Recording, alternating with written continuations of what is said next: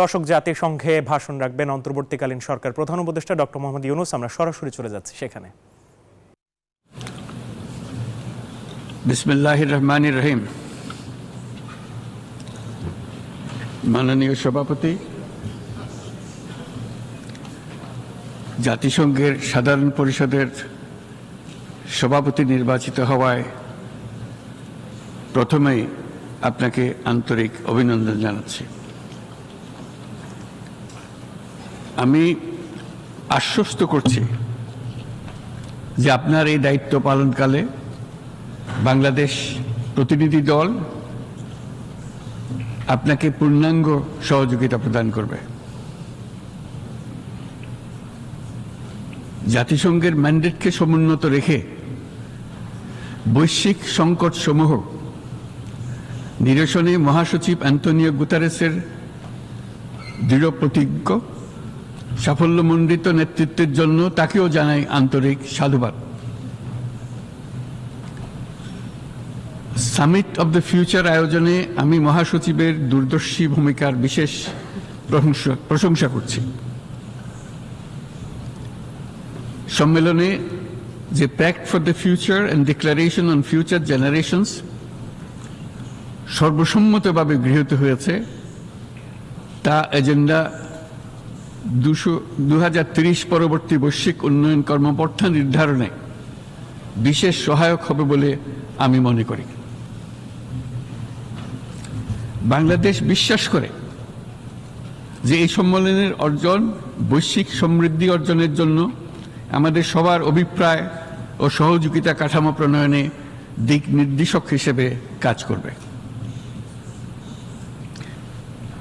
এই July August মাসে বাংলাদেশে যে যুগান্তকারী পরিবর্তন সংগঠিত হয়েছে, তার প্রেক্ষিতেই আজ আমি বিশ্ব সম্প্রদায়ের এই মহান সংসদে উপস্থিত হতে পেরেছি।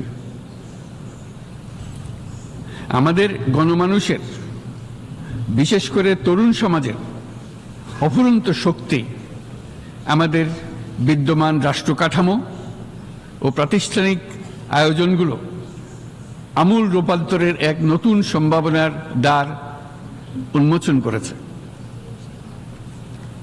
আমাদের ছাত্র ও যুব সমাজের আন্দোলন প্রথম দিকে মূলত ছিল বৈষম্য বিরোধী আন্দোলন, পর্যায়ক্রমে তা গণ আন্দোলনের রূপ নিয়েছে।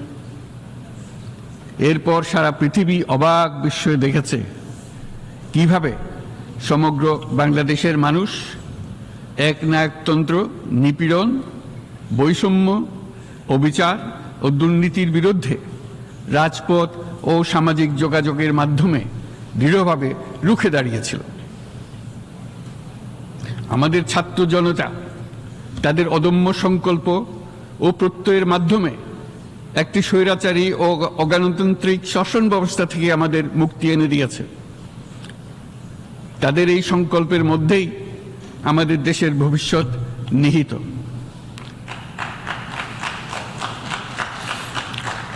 যা এই দেশকে বিশ্ব সম্প্রদায়ের মাঝে একটি দায়িত্বশীল জাতির মর্যাদায় উন্নত করবে বলে আমি বিশ্বাস করি।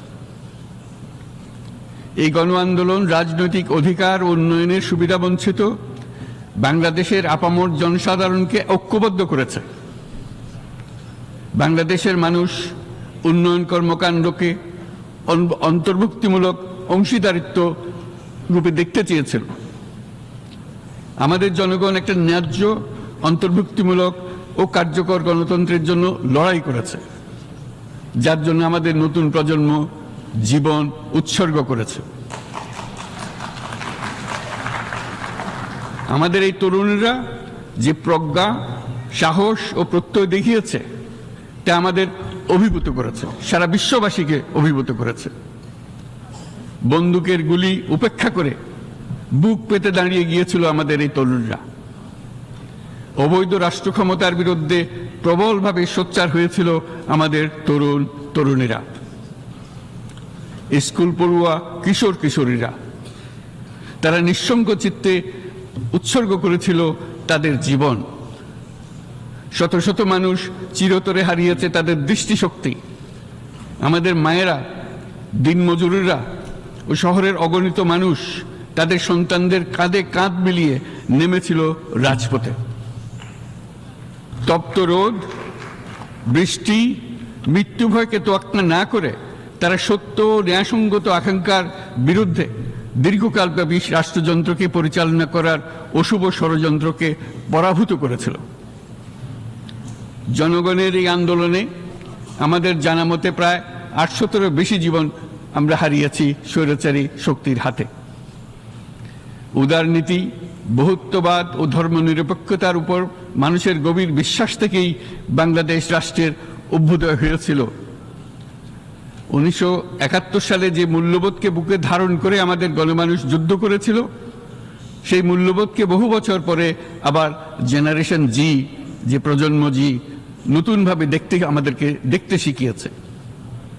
এরকমটি আমরা দেখেছিলাম 1952 সালের ভাষা আন্দোলনে, বাংলাকে মাতৃভাষা হিসেবে প্রতিষ্ঠার সময়।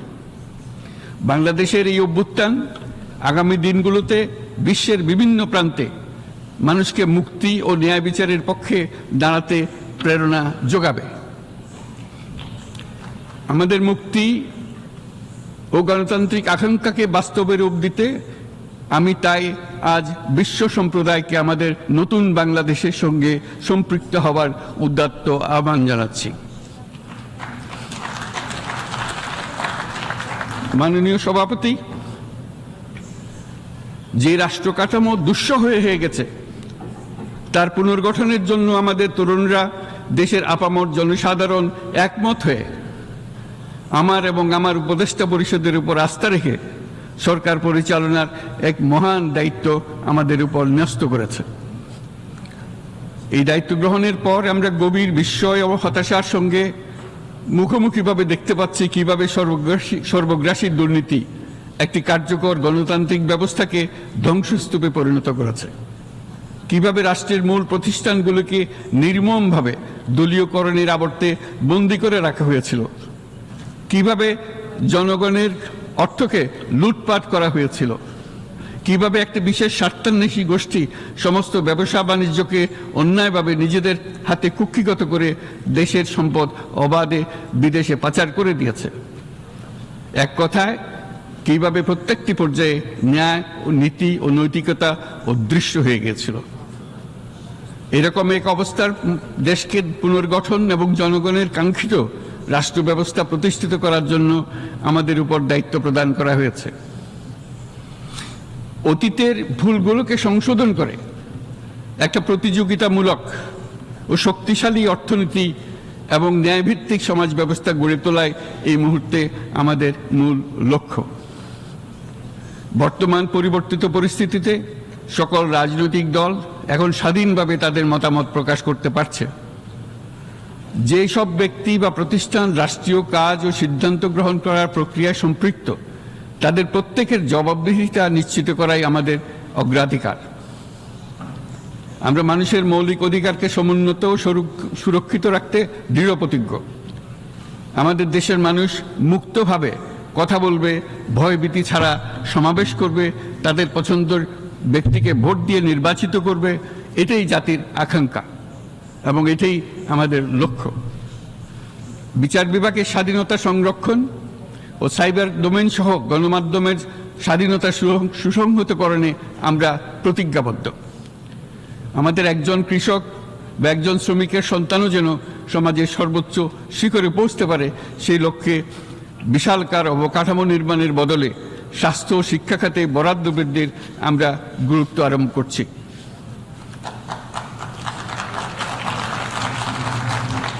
রাষ্ট্র ব্যবস্থার সকল পর্যায়ে সুশাসন ফিরিয়ে আনাই আমাদের অভীষ্ট।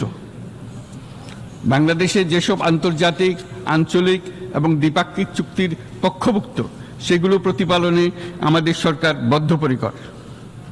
জাতিসংঘ সহ বহুপাক্ষিক বিশ্ব কাঠামোতে বাংলাদেশের সক্রিয় অংশগ্রহণ ও অবদান অব্যাহত থাকবে। পারস্পরিক শ্রদ্ধাবোধ, মর্যাদা ও স্বার্থরক্ষণের ভিত্তিতে বাংলাদেশ বিশ্বের সকল রাষ্ট্রের সাথে বন্ধুত্বপূর্ণ সম্পর্ক বজায় রাখবে। মাননীয় সভাপতি, গত 7 সপ্তাহের মধ্যে আমাদের সরকার বিভিন্ন গুরুত্বপূর্ণ পদক্ষেপ গ্রহণ করেছে।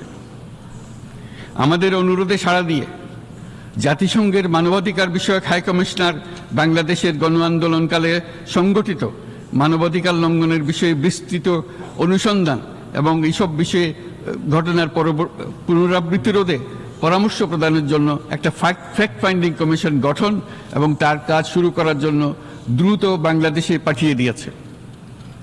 আমি তাকে বাংলাদেশের পক্ষ থেকে অশেষ ধন্যবাদ জানাচ্ছি। দায়িত্বভার গ্রহণের 2 সপ্তাহের মধ্যে আমরা গুম প্রতিরোধে যে আন্তর্জাতিক কনভেনশন রয়েছে তাতে যোগদান করেছি।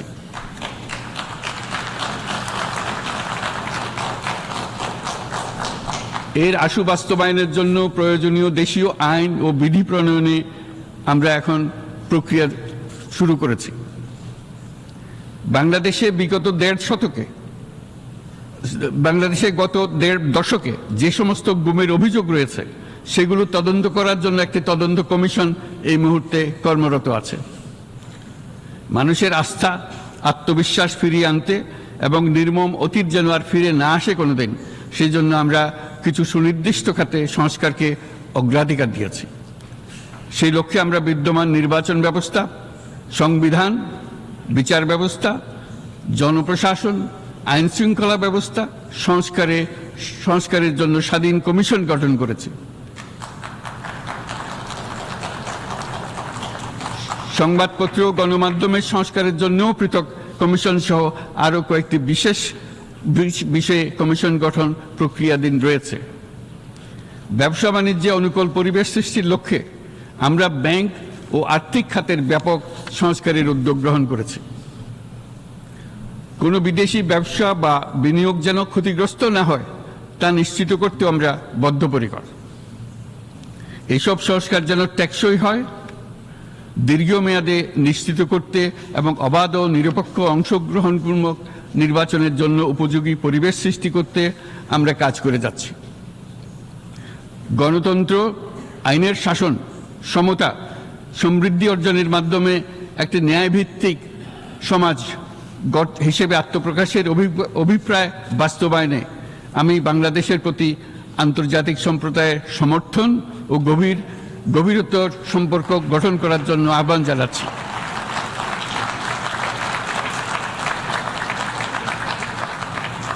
মাননীয় সভাপতি, বাংলাদেশ মনে করে যে শান্তি রক্ষা ও সংঘাত মোকাবেলা জনগণের সমৃদ্ধি নিশ্চিত করার মূল চালিকা শক্তি।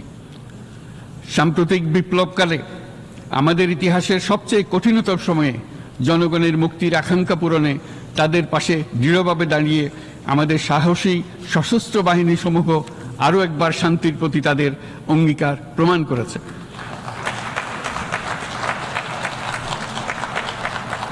এটা সম্ভব হয়েছে শান্তি রক্ষায় আমাদের অঙ্গীকারের কেন্দ্রবিন্দুতে মানবাধিকারকে স্থান দেওয়ার ফলে।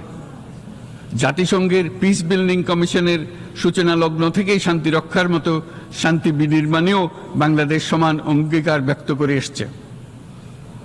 আমাদের দিনগুলোতে আমরা জাতিসংঘের শান্তি রক্ষা কার্যক্রমে আমাদের মূল্যবোধ ভিত্তিক অবদানের ধারাবাহিকতা রক্ষা, সমুন্নত ও প্রসারিত করতে বদ্ধপরিকর।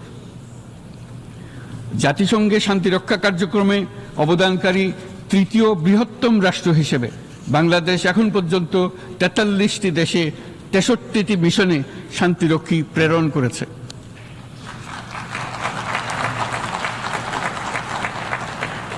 বসনিয়া থেকে শুরু করে কঙ্গো পর্যন্ত বিশ্বের বিভিন্ন প্রান্তে এসব মিশনে দায়িত্ব পালনকালে 168 জন বাংলাদেশি শান্তিরক্ষী নিজেদের জীবন বিসর্জন দিয়েছে।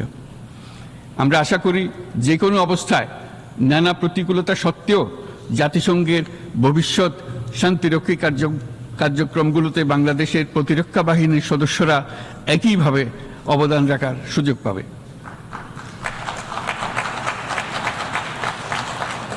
মাননীয় সভাপতি, আমাদের সকলের বাসস্থান এই পৃথিবী বৈশ্বিক অগ্রাধিকারগুলোকে সঠিকভাবে নির্ণয় করতে আগ্রহী। জলবায়ু পরিবর্তন আমাদের সকলের অস্তিত্বের প্রতি হুমকি স্বরূপ। এই গ্রীষ্মে সর্বকালের রেকর্ড ভঙ্গকারী তাপদাহ আমাদের জলবায়ুজনিত পরিবর্তনের কথা স্পষ্টভাবে স্মরণ করিয়ে দিয়েছে। আমাদের যা প্রয়োজন তা হলো জলবায়ু সম্পর্কিত ন্যায় বিচার, যাতে করে দায়িত্বজ্ঞানহীন সিদ্ধান্ত, উদাসীন আচরণ কিংবা এর মাধ্যমে সাধিত ক্ষতির বিষয়ে যারা সংশ্লিষ্ট তাদের দায়বদ্ধ করা যায়। জলবায়ু পরিবর্তনজনিত দীর্ঘমেয়াদী প্রভাবগুলো অপূরণীয় ক্ষতির কারণ হয়ে দাঁড়িয়েছে। আমরা জীব বৈচিত্র্য হারিয়ে ফেলছি, প্যাথোজেনের পরিবর্তনের ফলে নতুন রোগ বাড়ছে, কৃষিক্ষেত্রে চাপ বাড়ছে ক্রমাগতভাবে, পানি সম্পদ ঝুঁকিতে ফেলছে আমাদের বাসযোগ্যতাকে, সমুদ্র পৃষ্ঠের উচ্চতা বৃদ্ধি এবং লবণাক্ততা আমাদের ক্ষতি করছে প্রতিনিয়ত। ঘূর্ণিঝড়ের সংখ্যা ও মাত্রা বৃদ্ধির কারণে যেই ক্ষতি হচ্ছে তাকে উপেক্ষা করার সুযোগ নেই। ক্ষুদ্র কৃষক, প্রান্তিক পর্যায়ে জীবিকা অন্বেষণকারীরা জলবায়ু পরিবর্তনজনিত ঝুঁকির মুখোমুখি হচ্ছে সবচেয়ে বেশি। আমি আজ এই বিশ্ব সভায় যখন কথা বলছি তখন বাংলাদেশের পূর্বাঞ্চলে 50 লাখেরও অধিক মানুষ তাদের জীবদ্দশায় হওয়া সবচেয়ে ভয়াবহ বন্যা মোকাবেলা করে যাচ্ছে। মহাসচিব গুতেরেস আমাদেরকে দেখিয়েছেন যে বিদ্যমান পরিক্রমা অব্যাহত থাকলে বিশ্বের গড় তাপমাত্রা 2.7 ডিগ্রি সেলসিয়াস বৃদ্ধির দিকে অগ্রসর হতে থাকবে। তাই বাংলাদেশের মতো জলবায়ু ঝুঁকিতে থাকা দেশগুলোতে অভিযোজনের জন্য ব্যাপক বিনিয়োগের আহ্বান জানাচ্ছি।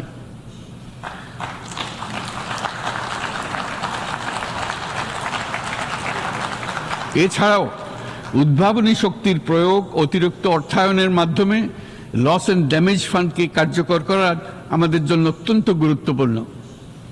একইভাবে আমাদের প্রয়োজন প্রযুক্তির সহজলভ্যতা, সক্ষমতা বৃদ্ধি। নির্দিষ্ট করে বললে আমাদের দরকার জীবন রক্ষাকারী প্রযুক্তি, বিশেষত কৃষি, পানি এবং জনস্বাস্থ্য খাতে, যেখানে ক্ষুদ্র ক্ষুদ্র উদ্ভাবন এবং সমাধানসমূহ ঝুঁকিতে থাকা জনগোষ্ঠীকে রক্ষা করতে পারে। জলবায়ু সংকটের মোকাবেলা এবং বৈশ্বিক অর্থনীতি সুসংহতকরণে আমাদের যুগপৎভাবে কাজ করতে হবে। বিশ্ব সম্প্রদায় এখন কার্বন মুক্ত পৃথিবী গড়ে তুলতে মনোযোগী হচ্ছে। বিশ্বের অধিকাংশ মানুষকে এই ধরনের পরিবর্তনের সুফলভোগী করতে হলে নেট জিরো পৃথিবীর দিকে আমাদেরকে অগ্রসর হতে হবে।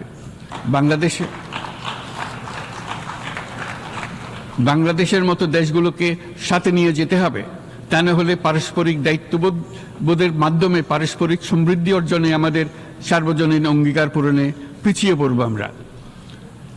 এই ক্ষেত্রে আমি বিশ্বাস করি সমগ্র বিশ্ব একসাথে 3-0 লক্ষ্য অর্জনের ধারণা বিবেচনা করে দেখতে পারে, যার মাধ্যমে আমরা শূন্য দারিদ্র্য, শূন্য বেকারত্ব এবং শূন্য নেট কার্বন নিঃসরণ অর্জন করতে পারি। যেখানে পৃথিবীর প্রতিটি তরুণ তরুণী চাকরি প্রার্থী না হয়ে বরং উদ্যোক্তা হিসেবে নিজেকে প্রতিষ্ঠিত করার সুযোগ পাবে।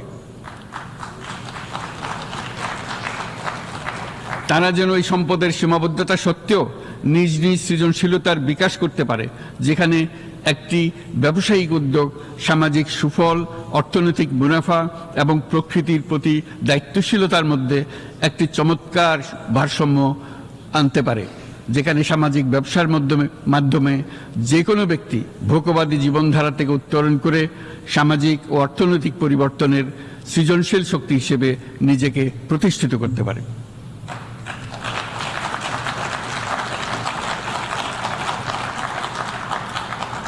এই সময়ে তাই প্রয়োজন উন্নত উন্নয়নশীল সকল দেশসমূহ এবং বিভিন্ন অংশীদারদের মধ্যে নতুন দৃষ্টিভঙ্গি, নতুন মূল্যবোধ এবং নতুন একতা।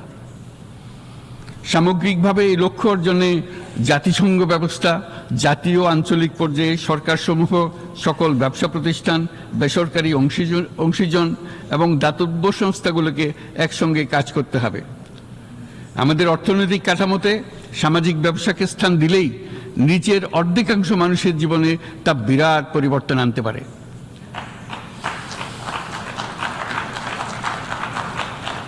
এই পদক্ষেপ একই সঙ্গে জলবায়ুর ধ্বংসাত্মক গতিকে সফলভাবে রোধ করতে পারে এবং বাজার ব্যবস্থার মাধ্যমেই এই মীমাংসা হতে পারে। এ বিষয়ে আমি মহাসচিব গুতেরেসের বিশেষ দৃষ্টি আকর্ষণ করছি। মাননীয় সভাপতি, বহুমুখী সংকটে জর্জরিত বর্তমান বিশ্বে যুদ্ধ এবং সংঘাতের ফলে ব্যাপক ভিত্তিতে মানুষের অধিকার খর্ব হচ্ছে। বিশ্ববাসীর উদ্বেগ এবং নিন্দা সত্ত্বেও গাজায় গণহত্যা থামছে না।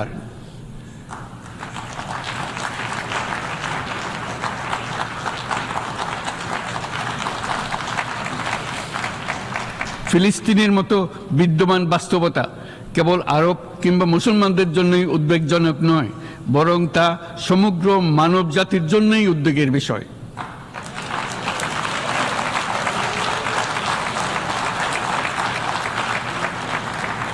একজন মানুষ হিসেবে প্রত্যেক ফিলিস্তিনির জীবন অমূল্য।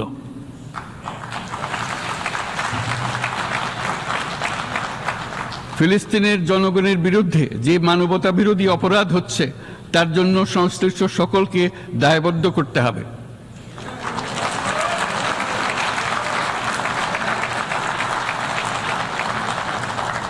ফিলিস্তিনের জনগণের উপর চলমান নৃশংসতা, বিশেষত নারী এবং শিশুদের সাথে প্রতিনিয়ত যে নিষ্ঠুরতা বিশ্ব দেখাচ্ছে, তা থেকে নিস্তারের জন্য বাংলাদেশ অনতিবিলম্বে সম্পূর্ণ যুদ্ধবিরতির আহ্বান জানাচ্ছে।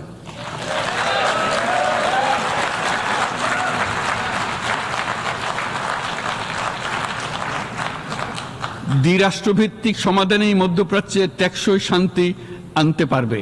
তাই জাতিসংঘ সহ আন্তর্জাতিক সম্প্রদায়ের সকলকে এর বাস্তবায়নের জন্য এখনই উদ্যোগ নিতে আহ্বান জানাচ্ছি।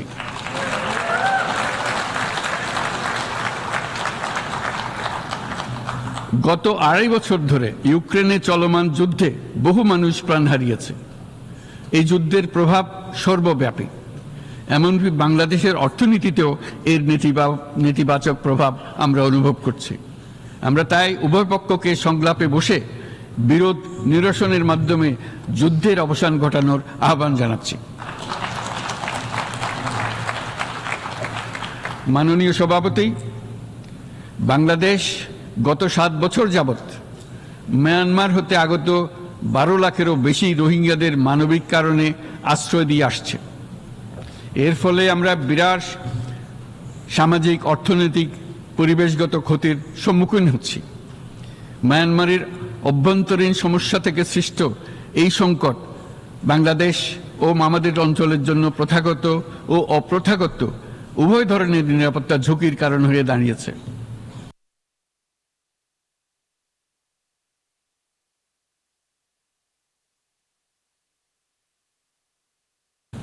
মিয়ানমার থেকে বাংলাদেশে বলপূর্বক বাস্তুচ্যুত রোহিঙ্গাদের সহায়তা করতে আমরা অঙ্গীকারবদ্ধ।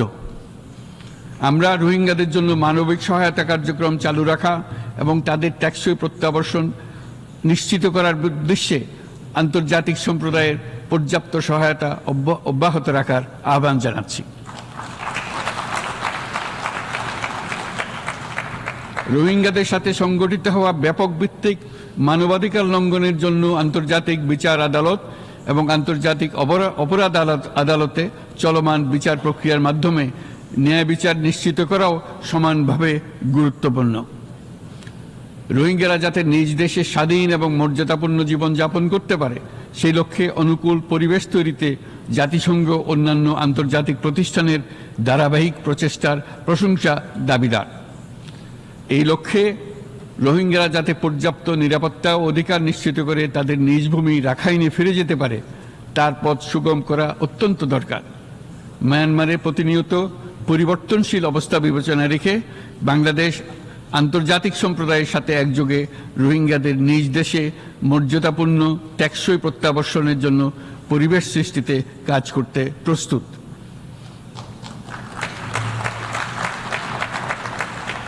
মাননীয় সভাপতি, রাজনৈতিক মুক্তি এবং সামাজিক অর্থনৈতিক জাগরণ ব্যতীত শান্তি ও নিরাপত্তা নিশ্চিত সাফল্য অর্জন করা সম্ভব নয়।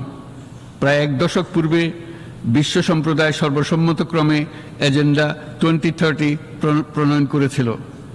আমরা সবাই আমাদের সামষ্টিক আকাঙ্ক্ষা ও বিশ্বাস অর্পণ করেছি এই সার্বজনীন টেকসই উন্নয়ন অভিষ্টগুলো অর্জনে। সার্বিকভাবে মাত্র 17% ও কম লক্ষ্যমাত্রা অর্জন হয়েছে। স্পষ্টতই এই ক্ষেত্রে অনেক উন্নয়নশীল রাষ্ট্র আরও পিছিয়ে আছে। উন্নয়নশীল দেশগুলোকে এসডিজি অর্থায়নের বছরে প্রায় 2.5 থেকে 4 ট্রিলিয়ন মার্কিন ডলারের সমান ঘাটতি মোকাবেলা করতে হচ্ছে। উন্নয়নশীল বিশ্বের ঋণের বোঝা, ক্ষয়িষ্ণু আর্থিক সক্ষমতা এবং জলবায়ু পরিবর্তনের ক্ষতিকর প্রভাবের কারণে বাংলাদেশের মতো দেশগুলিতে বেশি ঝুঁকিতে রয়েছে। আমরা আশা করি উন্নয়নের জন্য অর্থায়ন সংক্রান্ত 4র্থ আন্তর্জাতিক সম্মেলনে এই ধরনের জটিল এবং কাঠামোগত সমস্যাগুলোর দিকে নজর দেওয়া হবে। বহুপাক্ষিক আর্থিক প্রতিষ্ঠানগুলোকে এমন অভিন্ন লক্ষ্যে নিয়ে যাওয়ার কাজ করতে হবে যাতে সকল রাষ্ট্র সমানভাবে সম্পদ ও সুযোগের ব্যবহার করতে পারে। তারা নিজেদের কর্মসূচিতে সামাজিক ব্যবসাকে গুরুত্বপূর্ণ ভূমিকা দিতে পারে, যাতে নিম্ন আয়ের দেশগুলোর বাস্তবতাকে বিশেষভাবে মোকাবেলা করা যায়, যা ব্যবসায়ী উদ্যোগ এবং ব্যক্তির সৃজনশীলতাকে উদ্বুদ্ধ করে, যা বঞ্চিত জনগোষ্ঠীকে বিশালভাবে সহায়তা করে। এই ক্ষেত্রে অবৈধ অর্থের প্রবাহ এবং উন্নয়নশীল দেশগুলো থেকে সম্পদ পাচার বন্ধ করা অত্যন্ত আবশ্যক। উন্নয়নশীল দেশগুলো থেকে পাচার হয়ে যাওয়া সম্পদ ফেরত আনার জন্য আন্তর্জাতিক সহযোগিতা জোরদার করতে হবে। আমরা আশা করি কর ফাঁকি রোধে আন্তর্জাতিক কর কনভেনশন অতি শীঘ্রই গৃহীত হবে। মাননীয় সভাপতি, আমরা যে নিবিড়ভাবে সংযুক্ত বিশ্বে বসবাস করছি, সেখানে অভিবাসন এবং মানুষের অবাধ প্রবাহ এক অলঙ্ঘনীয় বাস্তবতা। বাংলাদেশি নাগরিকরা প্রতিনিয়ত বিভিন্ন দেশে অভিবাসী হিসেবে যাচ্ছেন। তারা বিভিন্ন দেশে তাদের কর্মসংস্থানের সন্ধানে আছেন। বিশ্বের বিভিন্ন প্রান্তে এই মুহূর্তে প্রায় 1.5 কোটি প্রবাসী বাংলাদেশি আছেন। সকলের জন্য অভিবাসনের উপযোগিতা নিশ্চিত করতে বিশ্ব সমাজকে নিরাপদ, সুশৃঙ্খল এবং নিয়মিত মর্যাদাপূর্ণ অভিবাসনের পথ সুগম করতে হবে। আন্তর্জাতিক সম্প্রদায়কে অভিবাসীদের মানবাধিকার এবং তাদের প্রতি মানবিক আচরণ নিশ্চিত করতে হবে। অভিবাসনের উপর 2018 সালে যে গ্লোবাল কম্প্যাক্ট অন মাইগ্রেশন গৃহীত হয়েছে, তার পূর্ণ বাস্তবায়নে বাংলাদেশ প্রতিশ্রুতিবদ্ধ এবং একই সাথে অনিরাপদ অভিবাসন রোধেও আমরা বদ্ধপরিকর। মাননীয় সভাপতি, প্রতি বছর প্রায় 25 লক্ষ তরুণ তরুণী বাংলাদেশের শ্রমবাজারে যুক্ত হচ্ছেন।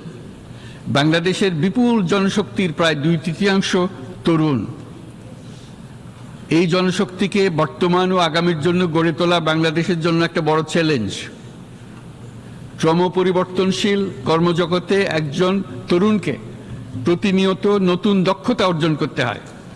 এই কর্মপরিবেশের সাথে মানিয়ে নেওয়া শিখতে হয়। এই জন্য বাংলাদেশ যখন মধ্যম আয়ের দেশ হিসেবে উন্নতি হচ্ছে, তখন আমরা শিক্ষা এবং প্রযুক্তিগত সহায়তা লাভের উপর বিশেষ জোর দিচ্ছি। এবার কৃত্রিম বুদ্ধিমত্তার বিষয়ে আসি। কৃত্রিম বুদ্ধিমত্তার অভাবনীয় বিকাশ এবং এর বহুমাত্রিক প্রয়োগে বাংলাদেশ বিশেষভাবে আগ্রহী। আমাদের তরুণ সমাজ জেনারেটিভ আর্টিফিশিয়াল ইন্টেলিজেন্সের সম্ভাবনা নিয়ে উচ্ছ্বসিত। একজন বিশ্ব নাগরিক হিসেবে তারাও চায় নতুন পৃথিবীতে নিয়োজিত হতে, কর্মক্ষম হিসেবে নিজেকে গড়ে তুলতে। বাংলাদেশের মতো বৃহৎ তরুণ জনগোষ্ঠীর দেশ যাতে কৃত্রিম বুদ্ধিমত্তার প্রয়োগজনিত অর্জিত সুফল থেকে পিছিয়ে না পড়ে, বিশ্ব সম্প্রদায়কে তা নিশ্চিত করতে হবে। একই সঙ্গে নিশ্চিত করতে হবে যেন কৃত্রিম বুদ্ধিমত্তার কারণে কর্মক্ষেত্রে মানুষের চাহিদা ক্রমাগতভাবে সংকুচিত হয়ে না যায়। এই প্রসঙ্গে আমি উল্লেখ করি যে আমরা ভিন্ন একটা ইন্টেলিজেন্স, অটোনোমাস ইন্টেলিজেন্স, অর্থাৎ যে কৃত্রিম বুদ্ধিমত্তা নিজেই নিজের কৃত্রিম বুদ্ধিমত্তাকে সম্প্রসারিত করতে পারে মানুষের কোনো হস্তক্ষেপ ছাড়াই, তার ব্যাপারে আমরা বৈজ্ঞানিকদের দৃষ্টি আকর্ষণ করতে চাই। তারা যেন এই ক্ষেত্রে অগ্রসর হওয়ার আগে মানুষের উপরে এর প্রভাব সম্বন্ধে নিশ্চিত হয়ে অগ্রসর হন। আমাদের ধারণা, অটোনোমাস ইন্টেলিজেন্স মানুষের অস্তিত্বকে বিপন্ন করে তুলতে পারে, কাজে এই ব্যাপারে আমাদের সম্পূর্ণ সজাগ থাকতে হবে। মাননীয় সভাপতি, আমাদের আসলে দরকার নতুন ধরনের সহযোগিতা কাঠামো, যেখানে বৈশ্বিক ব্যবসা ও জ্ঞানের অধিকারী গোষ্ঠী মানুষের চাহিদাগুলোকে যথাযথভাবে অনুধাবন করবে। আন্তর্জাতিক সহযোগিতার মাধ্যমে উন্নয়নশীল দেশগুলোর জন্য এমন একটি রূপান্তরকারী ব্যবস্থা তৈরি করতে হবে যা কর্মসংস্থান, আর্থসামাজিক প্রতিকূলতা বা জীবিকার জন্য যুৎসয় সমাধান নিশ্চিত করবে। মাননীয় সভাপতি, আমাদের প্রচেষ্টা, সক্ষমতা এবং সম্পদ একত্রীকরণের মাধ্যমে সকলের সামর্থ্য, উদ্ভাবনী শক্তি এবং সমৃদ্ধিকে কাজে লাগাতে হবে। আর্থসামাজিক উন্নয়ন এবং জলবায়ু সহনশীলতা নিয়ে আমরা প্রতিনিয়ত যে প্রতিকূলতার সম্মুখীন হচ্ছি, সম্মিলিত উদ্যোগের মাধ্যমে তার মোকাবেলা করতে হবে। বৈশ্বিক দক্ষিণের দেশগুলোকে অনন্য অর্থনৈতিক এবং সামাজিক প্রেক্ষাপটে দক্ষিণ দক্ষিণ এবং ত্রিভুজীয় সহযোগিতা এই ক্ষেত্রে বিশেষভাবে সহায়ক হতে পারে বলে আমি মনে করি।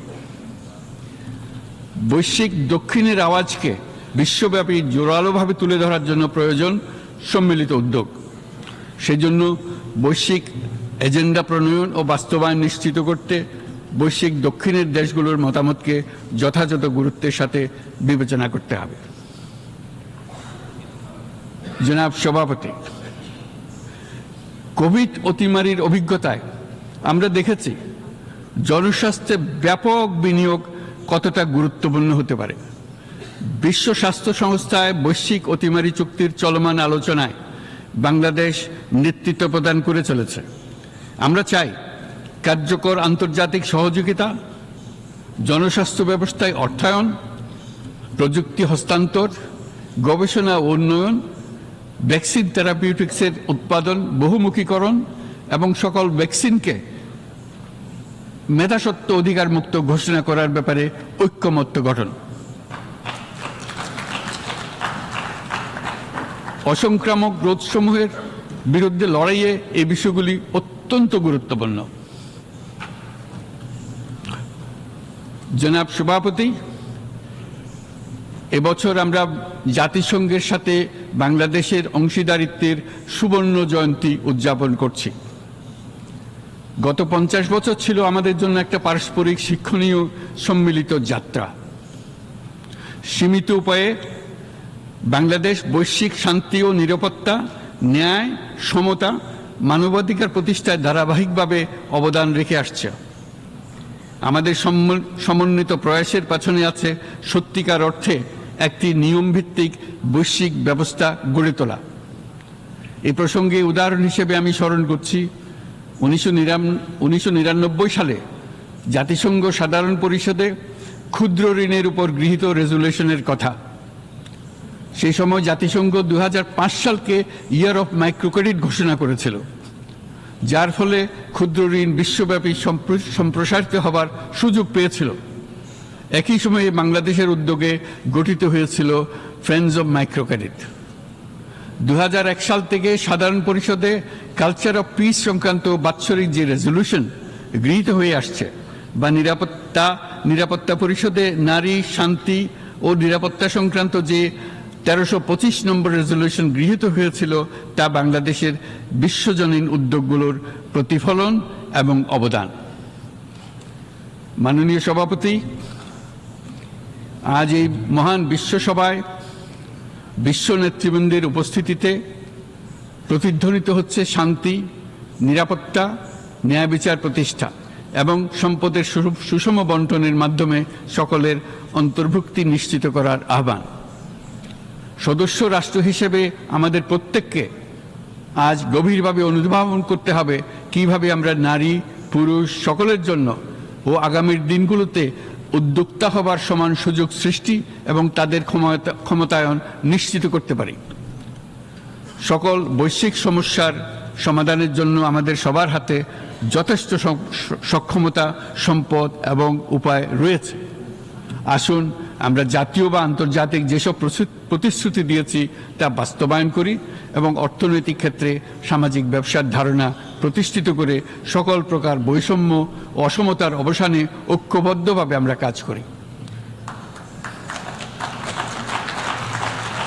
বাংলাদেশের তরুণরা প্রমাণ করেছে যে মানুষের স্বাধীনতা, মর্যাদা ও অধিকার সমুন্নত রাখার অভিপ্রায় কোনো উচ্চাভিলাষ নয়, বরং এটা সকলের নিশ্চিত প্রাপ্য।